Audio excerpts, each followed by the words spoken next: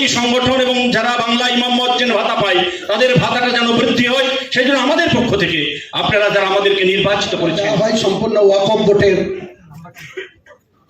তত্ত্বাবধানে এবং সেখানকার অর্থ মুখ্যমন্ত্রীর কাছে গিয়ে যদি বুঝতে পারি আমাদের উপার্জিত অর্থ এত আছে, মাওলানারা এই কষ্ট আছে, এখান থেকে আমরা দিতে পারি, আমার মনে হয় মানবিক মুখ্যমন্ত্রী এই জায়গাটা ওয়াকফ বোর্ডকে সব রকমই সহায়তা করবে।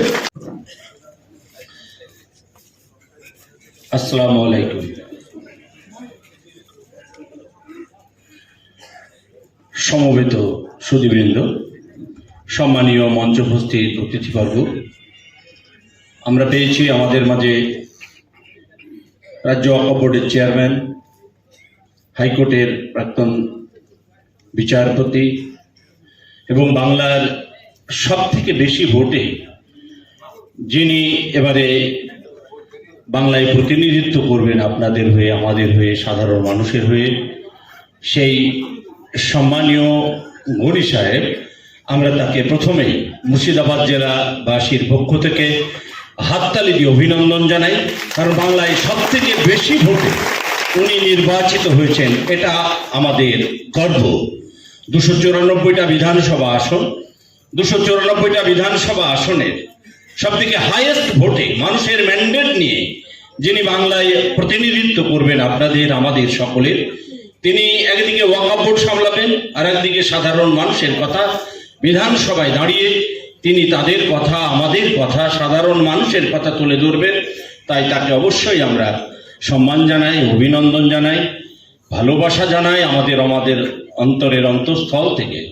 আমরা পেয়েছি সম্মানীয় বিধায়কগণ, একদিক থেকে জীবন কৃষ্ণ সাহা, সম্মানীয় হুমায়ুন কবির, সম্মানীয় রাজ্জাক সাহেব, সম্মানীয় কানাইদা, সম্মানীয় নিয়ামত সাহেব, হাজি সাহেব, শাইনা মমতাজ বেগম মাননীয়া এবং রবিউল ইসলাম চৌধুরী, সেই সঙ্গে চাঁদ ভাই আছেন যিনি প্রাক্তন সচিব এবং সেই সঙ্গে বর্তমানে ডাইরেক্টর বোর্ডের মেম্বার এনবিএসটিসি, আমাদের জেলা পরিষদের কর্মাধ্যক্ষ রাজীব হোসেন, তিনিও জেলা পরিষদের একদিকে দায়িত্বে আছেন আর একদিকে তিনি এনবিএসটিসির নতুন দায়িত্ব পেয়েছেন ম্যানেজিং ডাইরেক্টর হিসেবে। এবং সর্বোপরি আমরা আমাদের জেলার মন্ত্রী সম্মানীয় আকরুজ্জামান, তাকেও আমরা একবার হাততালি দিয়ে অভিনন্দন জানাই, কারণ তিনি আমাদের জেলার মন্ত্রী, তিনি আমাদের গর্ব। আগামী দিনে ওনাকে নিয়েও আমাদের অনেক ভাবনা, অনেক পরিকল্পনা আছে। সেই সঙ্গে আমরা পেয়েছি অন্যান্য অতিথিবর্গ মঞ্চ আলোকিত করে বসে আছেন, ইমাম মুয়াজ্জিনের যারা দায়িত্বে আছেন তাদের সকলকে আবারও আমি কৃতজ্ঞতা জানাই, ভালোবাসা জানাই। এবং মুর্শিদাবাদ জেলার বিভিন্ন প্রান্তের যারা ইমাম মুয়াজ্জিন সংগঠনের দায়িত্বে আছেন এবং ইমাম মুয়াজ্জিন, তাদের সকলকেই আমি মুর্শিদাবাদ জেলার পক্ষ থেকে অনেক অনেক ধন্যবাদ, অভিনন্দন জানাই। বিগত নির্বাচনে আপনারা যে কঠোর পরিশ্রমের মধ্য দিয়ে আমাদের সমস্ত বিধায়ককে নির্বাচিত করেছেন এবং আমরা আরেকজন বিধায়ককে পাচ্ছি, ভাই অপূর্ব সরকার, কাঁদির বিধায়ক, তিনি আমাদের অত্যন্ত আপনজন, তাকেও আমরা অন্তরের অন্তঃস্থল থেকে কৃতজ্ঞতা জানাই, অভিনন্দন জানাই, ভালোবাসা জানাই। আমি আমার বক্তব্য দীর্ঘায়িত করব না, শুধু আপনারা বিগত বিধানসভা নির্বাচনে যেভাবে কঠোর পরিশ্রম দিয়ে আমাদের সরকার জননেত্রী মমতা বন্দ্যোপাধ্যায়কে বিজেপির হাত থেকে দেশকে আমরা মুক্ত করতে পেরেছি, বিজেপির হাতছানি থেকে আমরা আমাদের সরকারকে আবারও প্রতিষ্ঠিত করতে পেরেছি, তৃতীয়বারের জন্য বাংলার মুখ্যমন্ত্রী মমতা বন্দ্যোপাধ্যায়কে ক্ষমতায় নিয়ে আসতে পেরেছি। এবং যে অশুভ শক্তি আমাদেরকে ভাগ করার চক্রান্ত করছিল, যারা বিভিন্ন ভাবে আমাদেরকে বিভিন্ন দিক থেকে, একদিক থেকে মাযহাব আর একদিকে ধর্ম, বিভিন্ন দিক থেকে সুড়সুড়ি দিয়ে ভাগ করার চেষ্টা করছিল, সমস্ত বিভেদকে ভুলিয়ে দিয়ে আল্লাহ পাকের ইচ্ছায় আমরা আমাদের গণতান্ত্রিক সরকারকে প্রতিষ্ঠিত করতে পেরেছি। সেই জন্য আপনাদের সকলকে আমি মুর্শিদাবাদ জেলাবাসীর পক্ষ থেকে অসংখ্য ধন্যবাদ এবং অভিনন্দন জানাই। আমি আমার বক্তব্য দীর্ঘায়িত করব না, সংক্ষিপ্ত বক্তব্য রাখাই দরকার, কারণ অনেক বক্তা এখানে আছেন। সর্বোপরি একটা কথা আপনাদের বলছি, আমাদের সকলের দাবি যে আমরা ইমাম মুয়াজ্জিন দীর্ঘদিন সেই 2-2.5 টাকাতেই আছে, সুতরাং এটা একটু বাড়ানো দরকার। এটা আপনাদের মনের কথা, মনের আবেগের কথা, সে কথা নিশ্চয়ই আমাদের সরকার, আপনারা সকলেই জানেন, প্রায় 2 বছর এই অতিমারিতে আমরা অত্যন্ত কষ্টের মধ্যে আছি, অত্যন্ত কষ্ট। গভর্নমেন্টের কোনো আয় নেই, গভর্নমেন্টের কোনো ব্যবস্থা নেই। তারপরেও আজকে প্রত্যেকের পরিবারের বাড়িতে বাড়িতে হাঁড়িতে হাঁড়িতে টাকা ঢুকে গেছে, 500 টাকা, 1000 টাকা, 2 মাসের টাকা একসঙ্গে, আপনারা সকলে লক্ষ্মীর ভান্ডারের মধ্য দিয়ে। সুতরাং একটা বড় বাজেট এখানে চলে যাচ্ছে। আমরা নিশ্চয়ই আমাদের জননেত্রী মমতা বন্দ্যোপাধ্যায়ের কাছে এবং আমাদের রাজ্য নেতৃত্বের কাছে আপনাদের বিষয় নিয়ে, যাতে দীর্ঘদিন ইমাম মুয়াজ্জিন এই সংগঠন এবং যারা বাংলা ইমাম মুয়াজ্জিন ভাতা পায় তাদের ভাতাটা যেন বৃদ্ধি হয়, সেই জন্য আমাদের পক্ষ থেকে আপনারা যারা আমাদেরকে নির্বাচিত করেছেন আমরা কৃতজ্ঞ। আমরা নিশ্চয়ই আগামী দিনে বিধানসভায় আপনাদের বিষয়টি তুলে দিয়ে মাননীয় মুখ্যমন্ত্রীর কাছে চেষ্টা করব যাতে আপনাদের সুযোগ এবং সুবিধাগুলো পেতে পারেন।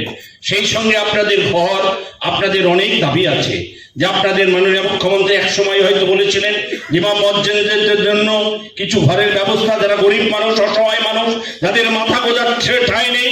শুধু আপনাদের নয়, এটা আমাদের কর্তব্য, এবং সেই কর্তব্যকে পাথেয় করে বলতে চাই যে আগামী 2 বছরের মধ্যে এমন একটা বাড়ি খুঁজে পাবেন না যে বাড়ির উপরে, মাথার উপরে ছাদ থাকবে না। সুতরাং আপনাদের প্রত্যেকের বাড়ি হবে এবং প্রত্যেকে যাতে টাকা পান, তাই জন্য এই সরকারের কাছ থেকে যা যা করার আমরা নিশ্চয়ই সে ব্যাপারে সরকারি পদক্ষেপের জন্য প্রয়োজনীয় ব্যবস্থা অবশ্যই গ্রহণ করা হবে। এবং আপনাদের ছেলে মেয়েদের শিক্ষা থেকে আরম্ভ করে অন্যান্য সুযোগ এবং সুবিধা যেগুলো প্রয়োজন আপনাদের দাবি দেওয়ার মধ্যে আমরা সেগুলো পেয়েছি। সেই দাবি দেওয়াগুলো দীর্ঘদিনের দাবি, সেই দাবিগুলো হলো আপনাদের দাবি সনদ সঠিক জায়গায় যেন পৌঁছয়, তার জন্য আমাদের পক্ষ থেকে যা যা করার আমরা অবশ্যই করব। আমি আমার বক্তব্য দীর্ঘায়িত করব না, আপনারা সকলে ভালো থাকুন। আল্লাহ পাক আপনাদের সকলকে হেফাজত করুন, আমরা যেন সকলে সুস্থ থাকি, ভালো থাকি। এবং আমরা সর্বোপরি একটা কথা আমাদের মনে রাখতে হবে যে আমরা মানুষ, আল্লাহ পাক শ্রেষ্ঠ জীব হিসেবে আমাদেরকে পাঠিয়েছেন, আমাদের অনেক কর্তব্য আছে। সেই কর্তব্য থেকে কখনোই যেন আমরা বিচ্যুত না হয়। সমাজের কুসংস্কার, সমাজ যাতে ভালো চলে, দেশ যাতে ভালো চলে, কোনো অন্ধভাবে কোনো অশুভ শক্তি আমার সমাজকে যেন গ্রাস করতে না পারে। এবং ভারতবর্ষের বিজেপি পার্টি যেভাবে আজকে গোটা ভারতবর্ষে বিশৃঙ্খলা সৃষ্টি করার চেষ্টা করছে, একটা অসহিষ্ণু সরকার যেভাবে দেশটাকে ধ্বংস করছে, তার বিরুদ্ধে আমাদের লড়াই, আমাদের সংগ্রাম চলছে, চলবে।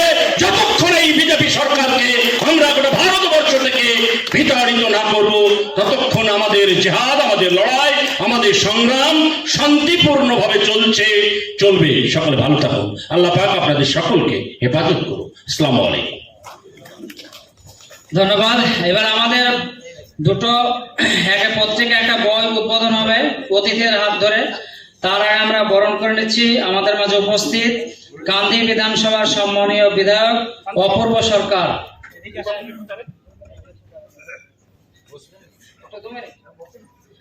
সম্মানীয় বিধায়ক অপূর্ব সরকার, তাকে বরণ করে নেবে আসাদুজ্জামান, আব্দুর রহমান সাহেব এবং জাকির হোসেন, এবং মুফতি এনামুল সাহেব এসছেন রংপুর থেকে, তিনিও বরণ করে নেবেন।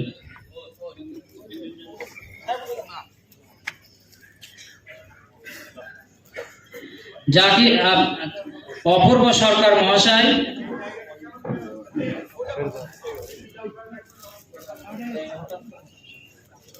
সম্মানীয় বিধায়ক গান্ধী বিধানসভা।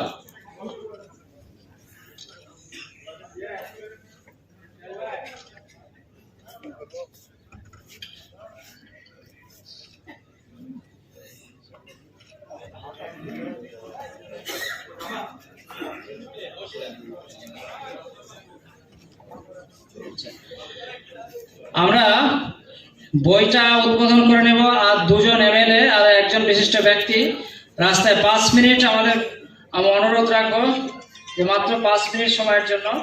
এরপরে আমরা আহ্বান জানাচ্ছি ভরতপুরের বিধায়ক সম্মানীয় হুমায়ুন কবির সাহেব, উনি 5 মিনিট বলবেন এই সময়ে আমাদের এই দাবি দেওয়ার সমর্থনে। আমরা সব বিধায়কদের বলছি বিধানসভায় আমাদের পক্ষে আওয়াজ তুলতে হবে। আজকে বহরমপুর শহরের এই রবীন্দ্র সদনে মুর্শিদাবাদ জেলা ইমাম এবং মুয়াজ্জিন সংগঠনের পক্ষ থেকে মাওলানা নিজামউদ্দিন সাহেবের উদ্যোগে আপনাদের সংগঠনের সর্বস্তরের যে সমস্ত সম্মানীয় ব্যক্তিবর্গ উপস্থিত হয়েছেন সকলকেই সালাম জানাই, আদাব জানাই, নমস্কার জানাই। সম্মানীয় ওয়াকফ বোর্ডের চেয়ারম্যান এবং রাজ্য বিধানসভার সম্মানীয় সদস্য গনি সাহেব এখানে উপস্থিত আছেন। আমাদের জেলার সংগঠনের চেয়ারম্যান এবং মুর্শিদাবাদের সংসদ বন্ধু আবু তাহের খান উপস্থিত আছেন। সম্মানীয় বিধায়ক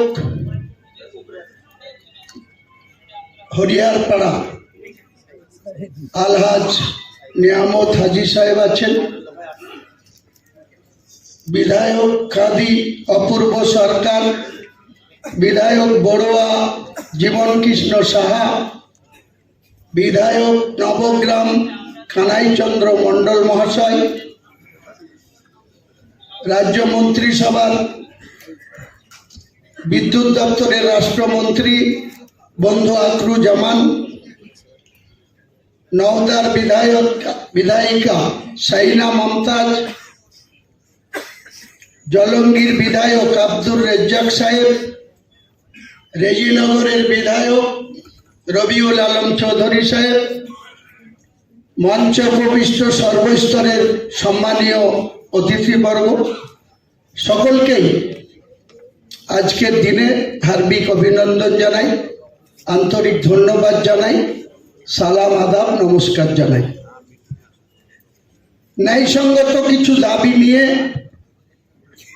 মুয়াজ্জিন এবং ইমাম সংগঠনের পক্ষ থেকে যে একটা আবেদনপত্র বা লিফলেট এখানে প্রত্যেক সদস্যর হাতে দেওয়া হয়েছে, এটা অত্যন্ত ন্যায়সঙ্গত। এটা নিয়ে রাজ্য বিধানসভায় দাবি তোলা এমন কিছু বিষয় না। মেন আমাদের রাজ্যের মাননীয় মুখ্যমন্ত্রীর কাছে কাছের আবেদন এবং সময় চেয়ে এই জেলার বিধায়ক এবং সাংসদরা যদি একসঙ্গে ওনাকে ব্যাপারটা বোঝানো যায়, দরবার করা যায়, এই সংগঠনের যারা নেতৃত্ব আছে, আমার মনে হয় বিধানসভায় এই নিয়ে কোনো বিল উত্থাপন আনা প্রয়োজন আছে বলে মনে করি না। কারণ এগুলা ওয়াকফ বোর্ডের সম্মানীয় চেয়ারম্যান সাহেব এখানে আছেন। আমরা জানি প্রথমে যখন এই ইমামদের জন্য ভাতা নির্ধারণ হয়েছিল তখন রাজ্যের একটা সংগঠনের মদতে এটাকে কি করে বন্ধ করা যায় তার জন্য অনারেবল হাইকোর্টে একটা কেস হয়েছিল। সেই কেসে আমাদের রাজ্য সরকারকে হারতেও হয়েছিল। পরবর্তী সময়ে এই ভাতাটা দেওয়া হয় সম্পূর্ণ ওয়াকফ বোর্ডের তত্ত্বাবধানে এবং সেখানকার অর্থ থেকে। তাই আমি মাননীয় এক্স জাস্টিস এবং বর্তমান দুবারের রাজ্যের বিধানসভার সম্মানীয় সদস্য এবং ওয়াকফ বোর্ডের চেয়ারম্যান সাহেবকে আমি একটা দৃষ্টি আকর্ষণ করব। প্রত্যেক জেলায় জেলায় যে ওয়াকফ সম্পত্তি আছে সেখানে অনেক মোতালি নিয়োগ করা আছে। আমার ধৃষ্টতা নেই ওনার সম্বন্ধে কোনো সমালোচনা করা, তবু আমি বলবো ওনাকে অনুরোধ রাখবো যে একটু সিরিয়াসলি বিষয়গুলোকে দেখা। অনেক ওয়াকফ সম্পত্তি অনেক মোতালি অনেক মিসইউজ করছে, অনেক ব্যক্তিগত স্বার্থে কাজে লাগাচ্ছে। আপনি প্রত্যেক ডিস্ট্রিক্টের ইমাম সংগঠনের এবং বিধায়ক যারা মুসলিমদের এই ভেতরের ব্যাপারগুলো খুব ভালোভাবে বোঝে, তাদের নিয়ে আপনি একটা আলোচনা করুন এবং গোটা জেলায় জেলায় যেসব মাইনরিটির এলাকা আছে, যেসব ওয়াকফের প্রপার্টি রয়েছে, যারা কিছু মোতালি এটাকে মিসইউজ করছে, ব্যক্তিগত স্বার্থে কাজে লাগাচ্ছে এবং এই সম্পদ অন্যদেরকে হ্যান্ড ওভার করছে, এমনকি বিক্রি পর্যন্ত করছে। আমার কাছে এর তথ্য আছে। কেন করবে? এটা যদি এরকম কোনো সংগঠনের তত্ত্বাবধানে দেওয়া হয়, আর বিশেষ করে আমাদের মুর্শিদাবাদ জেলায় যে ডোমা অফিস, যেটা ডিএম সাহেবের অধীনে আছে, সেই ডোমাতেই অধিকাংশ অফিসাররাই অমুসলিম। তারা মুসলিমদের আসল সমস্যার ভেতরেই ঢুকতে চায় না। তারা এমনভাবে এখানে তাদের সিদ্ধান্তগুলোকে শোনায় এবং কাজ করে, তাতে গোটা মুসলিম কমিউনিটি এখানে ক্ষতিগ্রস্ত হচ্ছে। আমি ব্যক্তিগতভাবে যতটুকু খবর রাখি, এই জেলা 70% উপর মুসলিম অধিষ্ঠিত জেলা। যে জেলাটা অনেক বড়, 22টা বিধানসভা সিট আপনারা সবাই জানেন, দুটো ভারতীয় জনতা পার্টি, এই বহরমপুর এবং মুর্শিদাবাদ। বাকি 20টি আসন তৃণমূল নির্বাচিত বিধায়ক, তৃণমূলের বিধায়ক।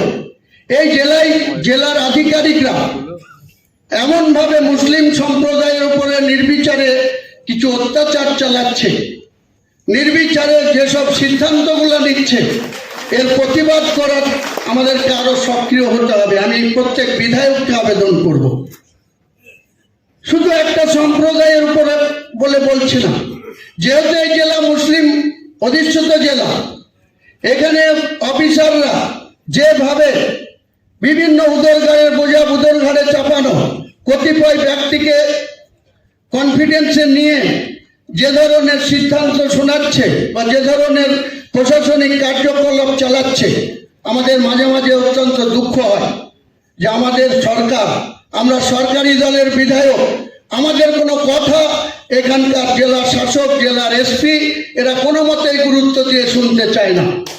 আমি চাই আমাদের বিধানসভার অনেক সদস্য এখানে আছেন, আমাদের মাননীয় মুখ্যমন্ত্রীর কাছে আমরা একটা দৃষ্টি আকর্ষণ করব আগামী দিনে। কেন শুনবে না? কেন করবে না? তারা কেন আমাদের এই জেলায় এত তৃণমূলের শক্তিশালী সংগঠন হয়েছে আজকে? তৃণমূল ছাড়া আজকে বিকল্প মুর্শিদাবাদ জেলায় কিছু নেই। তাহলে এই জেলার বিধায়করা, পাশে আমরা দেখতে পাই বীরভূম জেলায় সম্মানীয় সভাপতি অনুব্রত মণ্ডল, তার নির্দেশের বাইরে একটা পাতা হিলে না, সেখানে মানুষের কল্যাণে এসে কাজ করে সবসময় 24 ঘন্টা। আর আমরা এতগুলা বিধায়ক, এত নেতৃত্ব, দুটো সাংসদ, 20টা বিধায়ক, জেলা পরিষদে 100% পঞ্চায়েত সমিতিতে 100% 250টা গ্রাম পঞ্চায়েতে 100%। তাহলে আমাদের এই জেলার নেতাদের কথা কেন প্রশাসন গুরুত্ব দেবে না? এটা আমাদেরকে আগামী দিনে ভাবতে হবে, দেখতে হবে। তাই আমি গণি সাহেবের কাছে আবেদন করব, আপনি যে দপ্তরের দায়িত্বে আছেন, আপনার কাছে আমার অনুরোধ, আবেদন, আপনার দপ্তরে অনেক অস্বচ্ছ লোক মোতালিম নামে, পূর্বপুরুষের মোতালি থাকার সুবাদে তিনি মারা গিয়েছেন, তার দায়িত্ব তিনি কিভাবে পালন করছেন কোনো সময়সীমা নাই। তারা বিভিন্ন ল্যান্ড কাউকে পারচেজ করে দিচ্ছে, বিক্রি করে দিচ্ছে, কাউকে অন্যভাবে হস্তান্তর করছে। এটা আপনার গুরুত্ব দিয়ে দেখা, আবেদন রেখে সকলকেই আমার আরেকবার সালাম, আদাব, নমস্কার জানিয়ে আমার বক্তব্য আমি এখানেই সমাপ্ত করছি। ইমাম সংগঠন আরো শক্তিশালী হোক, মুয়াজ্জিমরা আরো শক্তিশালী হোক, তিনাদের ন্যায্য দাবি আমাদের রাজ্যের মাননীয় মুখ্যমন্ত্রীর কাছে আমরা নিশ্চয়ই আবেদন করব কার্যকরী করার জন্য। নমস্কার। আচ্ছা, এবার আমরা সময় নষ্ট না করে আমরা আমাদের যে দুটো বই আমাদের সংগঠন থেকে আল ইমাম মুর্শিদাবাদ জেলার ইমাম মুয়াজ্জিনদের আসার সুযোগ করে দেওয়ার জন্য আমি কৃতজ্ঞতা জ্ঞাপন করি ইমাম মুয়াজ্জিন সংগঠনের যিনি কর্মকর্তা মাওলানা নিজামুদ্দিন সাহেবকে। গত সপ্তাহে উনি আমাকে টেলিফোনেই বলেছিলেন যে আমাদের জেলার সমস্ত ইমাম এবং মুয়াজ্জিনদের সংগঠিত করে এই জেলা নবনির্বাচিত সমস্ত বিধায়কদের এবং সর্বস্তরের মানুষদের আমরা সম্মানিত করতে চাই। ওনার এই আমন্ত্রণ এখানে আসার সুযোগ পেয়ে আমি নিজেকে ধন্য মনে করছি, এরকম গুরুগঞ্জের মাঝে কিছু বলার সুযোগ পাওয়ার জন্য। আজকে এই মহতী অনুষ্ঠানের মঞ্চকে আলোতে হয়েছে আমাদের সকলের শ্রদ্ধেয় পশ্চিমবঙ্গ ওয়াকফ বোর্ডের চেয়ারম্যান, পশ্চিমবঙ্গ বিধানসভার সদস্য আলহাজ জাস্টিস আব্দুল গনি সাহেব, এই মঞ্চ উপবিষ্ট আছেন আমাদের এই জেলার সাংসদ আবু তাহের খান এবং প্রায় জেলার একগুচ্ছ বিধায়ক। আমরা ফরাক্কা থেকে দেখতে পাচ্ছি ভাই মনিরুল ইসলাম, বন্ধু হুমায়ুন কবির, ভাই জীবন, আমাদের মহারাজজি এসছেন সুদূর কলকাতা থেকে একটা বার্তা দেওয়ার জন্য, আমাদের জেলা পরিষদের কর্মাধ্যক্ষ রাজীব আছেন, আমাদের প্রাক্তন সচিব এবং বোর্ডের ডাইরেক্টর এনটিপিসির উনিও আছেন, রাজ্জাক সাহেব আছেন বিধায়ক, আমাদের হাজি নিয়ামত সাহেব আছেন বিধায়ক অপূর্ব সরকার, মমতাজদি আছেন বিধায়ক, এবং বন্ধু রবির আলম সহ মঞ্চে একগুচ্ছ অতিথিবৃন্দ এই মঞ্চকে আলোকিত করেছে। আমি প্রথমে ভেবেছিলাম যে এখানে বলার কিছু নেই। আজকে সামনে যারা বসে আছে একটা সমাজকে নেতৃত্ব দেন, সমাজকে জ্ঞানের আলোয় আলোকিত করেন, ধর্মীয় দীক্ষায় দীক্ষিত করেন, এবং যারা আমরা ইসলাম ধর্মে বিশ্বাস করি, আমরা যাদের ওপর বেশি বেশি করে গুরুত্ব আরোপ করি এবং যাদের কথার ওপর আস্থা রেখে আমাদের জীবনে চলার পথকে নির্দেশিত করি, আমাদের সেই মাওলানা সাহেবেরা, যিনারা আমাদের জন্ম থেকে মৃত্যু পর্যন্ত আমাদের চলার হাদিস এবং কোরআন সঠিকভাবে আমাদের ব্যাখ্যার মাধ্যমে চলার পথকে নির্দেশিকা করেন। সেই মাওলানা সাহেবের আমরা কিছু কথা শোনার আমার ইচ্ছা ছিল, কিন্তু এত অতিথি এসছেন, ইনাদেরও করার কিছু নেই, বিধায়ক, এমপি, মন্ত্রী, চেয়ারম্যান, সেহেতু সময়ের অপেক্ষা আমি খুব ইচ্ছা প্রকাশ করছিলাম। আমি এখানে জানলাম সম্বোধনা, তারপরে যখন মঞ্চের পেছনে দেখলাম যে ওয়াকফ বোর্ডের সম্পত্তি পুনরুদ্ধারকরণ এবং ইমাম মরজেমের কিছু দাবি দেওয়া নিয়ে আলোচনা হবে। আমাদের জাস্টিস গনি সাহেব আছেন ওয়াকফ বোর্ডের চেয়ারম্যান, এনার সঙ্গে এরকম একটা অনুষ্ঠানে আমার বছর দুয়েক আগে জঙ্গিপুরে রবীন্দ্র ভবনে এরকম আলাপ আলোচনা করার সুযোগ হয়েছিল। এবং এই যে ওয়াকফ প্রপার্টি, যে সমস্ত মহান ব্যক্তিত্বগুলো সমাজকে প্রতিষ্ঠা করার লক্ষ্যে সমাজের উদ্দেশ্যে উৎসর্গিত করেছেন, এই সম্পত্তি আমাদের সম্পত্তি, এটা সকলকে রক্ষা করতে হবে, দায়িত্ব নিতে হবে। আমার বন্ধু হুমায়ুন বলিষ্ঠভাবে ওর বলার অভ্যাস বলছিল যে ওয়াকফ প্রপার্টিগুলো কিভাবে কোথায় কোথায় ঘাটতি থাকার কারণে আমাদের নিজের প্রশাসনিক কিছু দক্ষভাবে পদক্ষেপ না গ্রহণ করার কারণে অনেক ক্ষেত্রে কিন্তু ওয়াকফ সম্পত্তি কিন্তু আমরা সঠিকভাবে পুনরুদ্ধার করতে পারছি না। এর আগের এই আলোচনা সভায় জাস্টিস গনি সাহেব বলেছিলেন মাওলানা সাহেবদের কাছে যে আপনাদের এলাকায় যে সমস্ত ওয়াকফ প্রপার্টিগুলো, যে সমস্ত মানুষজন এই একটা উদ্দেশ্যকে সামনে রেখে ওয়াকফ প্রপার্টি দান করে গেছেন, সেগুলো পুনরুদ্ধারের ক্ষেত্রে তাদের সহযোগিতা চেয়েছিলেন। আশা করি আজকে হয়তো বলবেন উদ্ধার হবে সম্পত্তি। আমাদের কলকাতা সহ রাজ্যে উনি এখনই প্রেসমিট করছেন প্রায় 1,20,000-এর বেশি একর জমি ওয়াকফ প্রপার্টি আছে। এই প্রপার্টিগুলো যদি উদ্ধার করতে পারি আমাদের একটা মুসলিম সম্প্রদায় বিশেষ অনেক কাজে লাগবে। যে কথাটা আমরা বলতে চাইছিলাম যে আমাদের রাজ্যের মানবিক মুখ্যমন্ত্রী আজকে ইমাম এবং মজ্জেমেরা যে দাবিগুলো করেছেন, আমাদের নেত্রীর কাছে দাবি করতে হয় না, উনি এত মানবিক যে মানুষের জন্ম থেকে মৃত্যু পর্যন্ত মানুষের যা যা পরিষেবা সমস্ত জাতি, ধর্মে এবং ভাষা সকলকেই মাথায় রেখে উনি একের পর এক পরিকল্পনা গ্রহণ করেছেন এবং বাস্তবে রূপ দেওয়ার চেষ্টা করেছে।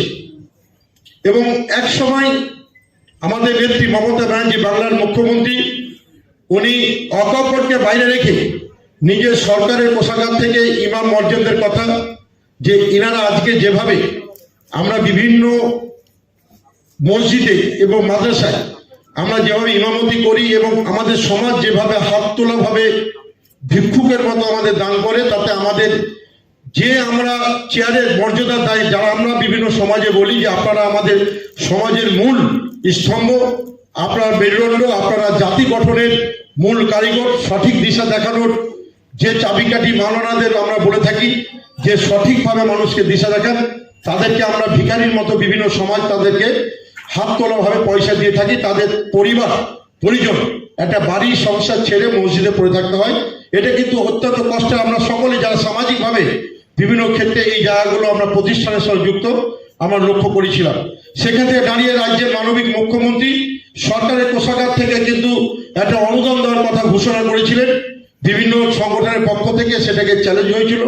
পরবর্তীকালে আমাদের নেত্রী এটাকে ওয়াকফ বোর্ডকে দলগতভাবে এবং মুখ্যমন্ত্রী হিসাবে একটা অনুরোধ রেখে বলেন যে ওয়াকফ বোর্ড যাতে এই মুসলিম সম্প্রদায়ের মাওলানা এবং মর্জেমদের যাতে দায়িত্ব গ্রহণ করে, এবং ওয়াকফ বোর্ড সেটাকে কিন্তু সেই থেকেই এখন পর্যন্ত যত সামান্য বহন করে আসছে। আপনার দাবি আছে, জাস্টিস গনি সাহেব আছেন, আমরা দীর্ঘদিনের সতীর্থ, একসঙ্গে আমরা কাজ করার সুযোগ হয়েছে বিধায়ক হিসাবে। উনি গুরুজন ব্যক্তি, হাইকোর্টকে উনি জাস্টিস বিচার দিয়েছেন মানুষকে। ওনার কাছে আমরা এই জায়গায় প্রস্তাব যদি রাখি, উনি বলবেন যে এটা তো আমার পক্ষে সম্ভব নয়। তো আমরা বলবো যে আমরা যে কথা বললাম যে বিধানসভায় তোলার দরকার নেই, আমাদের মানবিক মুখ্যমন্ত্রীকে যদি বাস্তবটা এবং আমাদের ইনকামটা ওয়াকফ বোর্ডে, যেহেতু ওয়াকফ টাকা দিবে, ওয়াকফ বোর্ড সরকারের অনুদান আমরা চাইছি না, কিন্তু আমাদের যে ওয়াকফ সম্পত্তির যে ইনকাম, এই ইনকামটা যদি গনি সাহেব সেভাবে মূল্যায়ন করে, আমাদের যদি একটা টিম মানবের নয়, মুখ্যমন্ত্রীর কাছে গিয়ে যদি বুঝাতে পারি আমাদের উপার্জিত অর্থ এত আছে, মাওলানারা এই কষ্টে আছে, এখান থেকে আমরা দিতে পারি, আমার মনে হয় মানবিক মুখ্যমন্ত্রী এই জায়গাটা ওয়াকফ বোর্ডকে সব রকমই সহায়তা করবে, এই বিশ্বাস আমার আছে। আমি যখন এখানে দাঁড়িয়ে বক্তব্য রাখছি, আমি ইমাম এবং মর্জেমদের কাছে কৃতজ্ঞতা জ্ঞাপন করি। বিগত বিধানসভা নির্বাচন যখন আমাদের কাছে একটা বড় চ্যালেঞ্জ, যখন বাংলার মাটিতে দাঁড়িয়ে আমরা নিজের ধর্ম আমরা পালন করতে পারবো কি পারবো না প্রশ্নচিহ্ন দেখা দিয়েছিল, সেই অশুভ শক্তিকে রুখে দেওয়ার জন্য ইমাম এবং মর্জেমগণ ঐক্যবদ্ধ হয়েছিলেন। আমার নির্বাচন ক্ষেত্রে সেখানকার ইমাম সাহেবেরা, বিশেষ করে নিজামুদ্দিন সাহেব নিজে আমার সঙ্গে যোগাযোগ করে বলেছিলেন যে আপনার এলাকায় আমরা এই অশুভ শক্তিকে রুখতে চাই, আমরা এই জায়গায় আপনাদের সহযোগিতা করতে চাই। আমাকে ইমাম এবং মর্জেমগণ মুক্ত হস্তে আমাকে সহযোগিতা করেছেন। আপনাদের সহযোগিতায় জাস্টিস গনি সাহেব বাংলার বুকে প্রথম হয়েছেন, আমি নির্বাচনের নিরিখে ব্যবধানে আমি বাংলার বুকে চতুর্থ হয়েছি। এই ব্যবধানের নিরিখে এর অবদান কিন্তু কিছুটা আমি মনে করি ইমাম এবং মর্জেমদের আন্তরিক প্রচেষ্টা সহযোগিতা না থাকলে এই জায়গায় কিন্তু আসতো না। আমার এলাকায় একটু শর্ট করতে বলছি, কিন্তু একটা পয়েন্ট না বললে আমার যেন অসফ হয়ে যাচ্ছে। আমার এলাকায় অনেক মর্জেম এবং ইমাম যারা আছেন, আমার বিভিন্ন সময় তাদের সঙ্গে আমরা চায়ের আলোচনা চক্রে আমার বাড়িতে বিভিন্ন জায়গায় আলাপ আলোচনা হয়। বছর দুয়েক আগে থেকে তাদের একটা দাবি ছিল যে মাওলানা ইমামগণ তাদের বাড়িঘর করতে পারে না, তারা কলকাতায় আমাদের নেতৃত্বের সঙ্গে যোগাযোগ করে বলেছেন যে একটা লিস্ট বা তালিকা দেওয়া যাবে হয়। আমি পরবর্তীকালে যোগাযোগ করেছিলাম, কিন্তু দেখেছিলাম যে সেটা সঠিকভাবে এগোয়নি। আমি দুই একবার সেই সময় যারা আমাদের সর্বোচ্চ নেতৃত্ব রাজ্যে তাদের সঙ্গে যোগাযোগ করে সেটা কিন্তু দেখেছিলাম যে আমরা ভুল পথে পরিচালিত হয়েছি। আমি প্রায় 200 বা 300 লিস্ট পদায় আমার নির্বাচন ক্ষেত্রে ইমামদের আমি রাজ্য মন্ত্রী সেই সময় যোগাযোগ করেছিলাম, যদিও ইনি এই দপ্তরের মন্ত্রী ছিলেন না। বর্তমানে আমাদের এই মাইনরিটি দপ্তর স্বাধীনভাবে দেখছে। অতীতে আমাদের রাজ্যের মানবিক মুখ্যমন্ত্রী মমতা ব্যানার্জি দেখতেন, আমাদের বন্ধু সতীর্থ গোলাম রব্বানি আছে, আমরা ওনার সঙ্গে আলোচনা করেছিলাম। আমি ইমাম মর্জেমদের বলবো যে একটা যারা এই ব্যাপারটা বুঝে, আমি এবং জাস্টিস গনি সাহেব এবং আমরা যারা বিধায়কগণ আছি, আমরা কলকাতায় আমাদের এই যে মাইনরিটি মন্ত্রী গোলাম রব্বানির সঙ্গে আলাপ আলোচনা করে এই যে হাউসিং, আমাকে একদিন রব্বানি নিজে রিং করলো যে বন্ধু, আমরা বন্ধু বলি কথা বলে, বন্ধু তোমার এলাকায় নাকি তুমি মাওলানাদের বাড়ি করে দিচ্ছ, ইমামদের কথা থেকে করছো। আমি মাইনরিটি মন্ত্রী জানতে পারলাম না, আমাকে কিন্তু রিং করে একদিন বলেছিলেন।